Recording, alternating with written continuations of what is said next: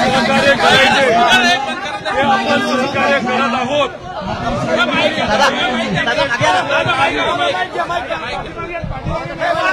मी आपल्याला विनंती करतो की आपण जे काही उपोषण इथं करत आहात तसं काय करू नये। सर्व कार्यकर्त्यांना मला विनंती करायची आहे की कुणीही जास्त धक्काबुक्की करू नये। आपण शांतता पाळणारी माणसं आहोत। अशांत वातावरण इथं होऊ नये यासाठी सगळ्यांनी प्रयत्न करावे। सर्व तसंच अख्ख्या महाराष्ट्रामधून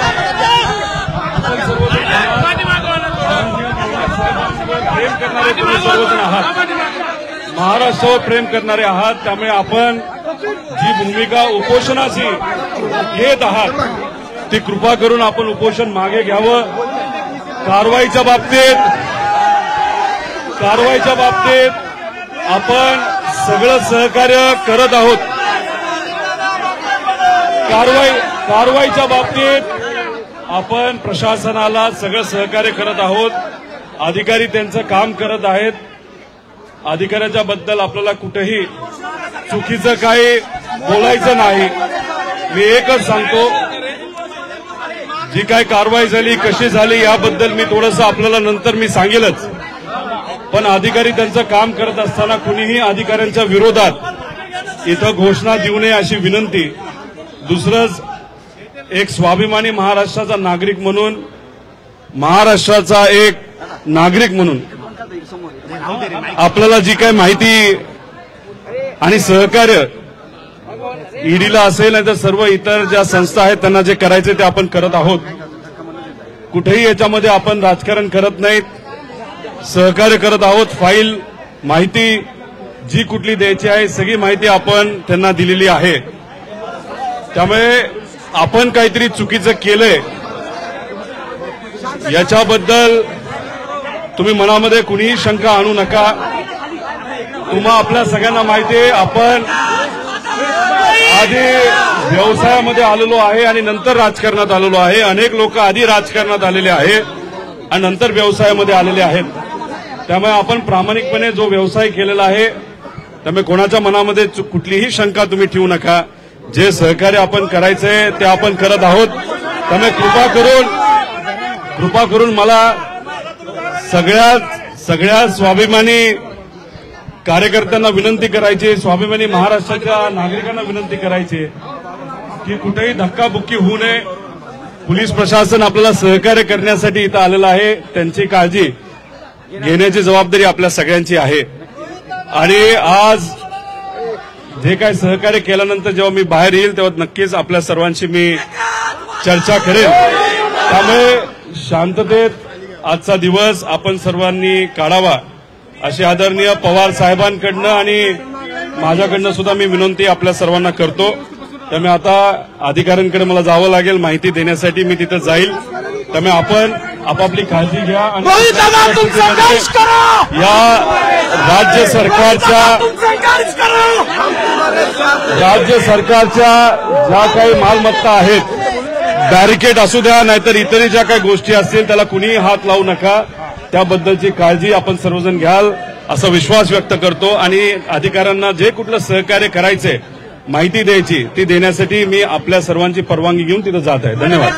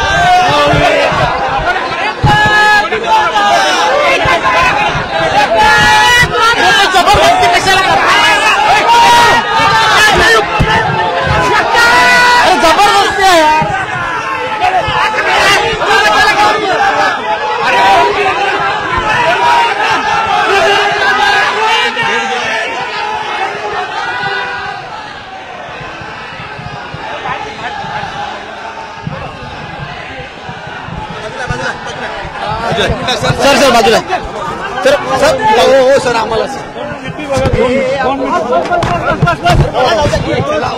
अरे जाऊ द्या मीडियाला जाऊ दे सर मीडिया बाहेर येऊन दे.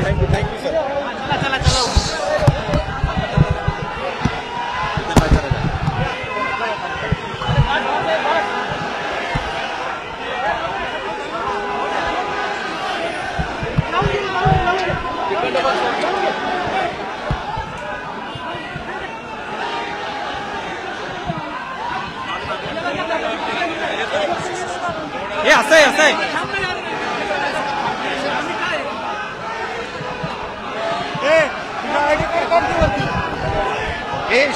इकडच्या बाजूला उभा राहा, गोंधळ करू नका. चला बाकीच्या बाजूला तुम्ही सगळे तिथं जाऊन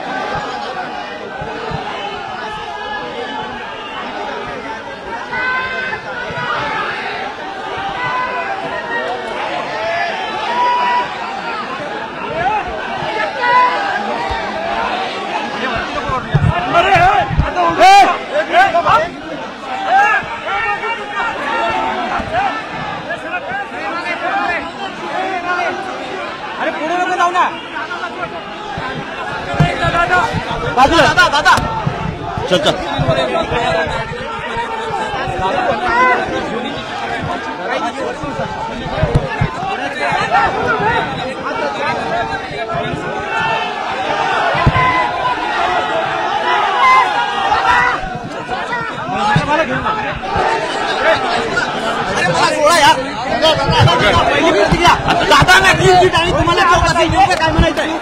याच्यावर मी आता बोलणार नाही. जेव्हा मी बाहेर येईल तेव्हा याच्यावर जास्त स्पष्ट मी बोलू शकेल. हा प्रश्न फक्त दादांचा असं नाही, अनेक इतर नेत्यांचा आहे, पण लोकांना पण हाच प्रश्न पडलेला आहे. मी जेव्हा परत येईल तेव्हा याबद्दल जास्त स्पष्ट बोलू शकेल.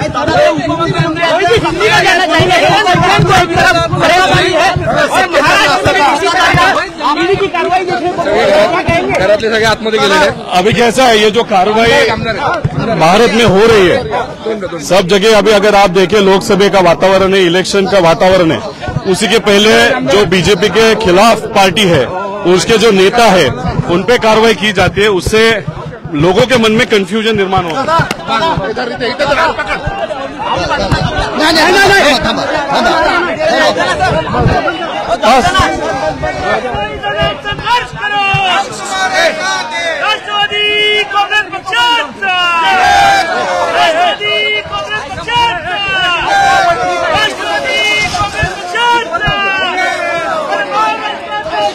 कशाला जाऊ द्या ना.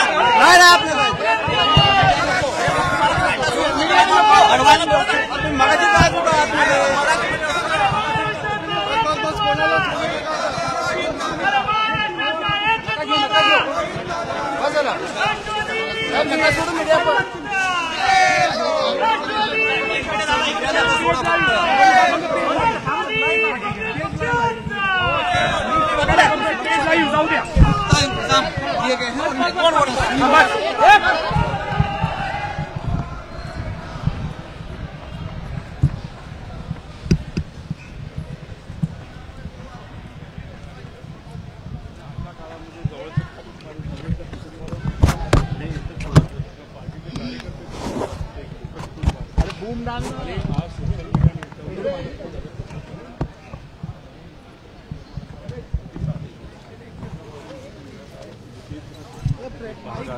आणि ह्या सगळ्यांसाठीच आम्ही लढत पण आज इतर कुटुंब सोबत असताना अजित पवारांच्या संदर्भात मात्र क्लोजर रिपोर्ट सादर केला गेला. आज दूसरे दिन का समन आपको दिया गया है. क्लोजर रिपोर्टच्या बाबतीत जे काही ईओडब्ल्यूली फाईल केलं त्याच्या डिटेलमध्ये मी परत जेव्हा ईडी ऑफिसमधून जेव्हा येईल नक्कीच याच्याबद्दल जास्त स्पष्टपणे बोलू शकेल. हिंदी में एक लाइन दीजिए कि आपको बुलाया गया है. जावं लागेल सर एक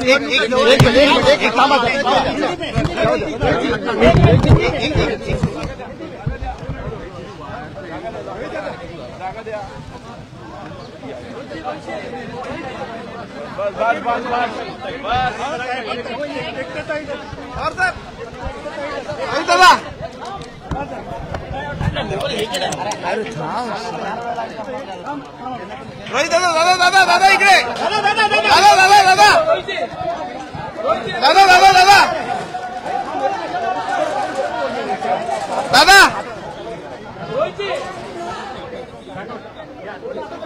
दादा